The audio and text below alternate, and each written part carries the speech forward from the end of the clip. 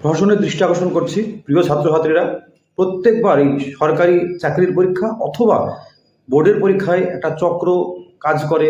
কি হয় সেটা জানি না, সত্যি মিথ্যাও জানি না।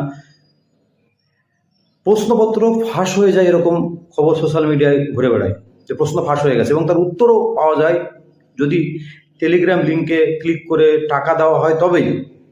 তাহলে যে সমস্ত ছেলেপেলেরা বছরে বছর খাটছে, নিরলস পরিশ্রম করছে, হার্ডওয়ার্ক করছে, 2-3 বছরে খাটছে লাগারে বিভিন্ন চাকরির পরীক্ষার জন্য, এটা একটাই তাদের আশা ভরসার জায়গা আর কি, যে একটা সরকারি চাকরি পেতে হবে।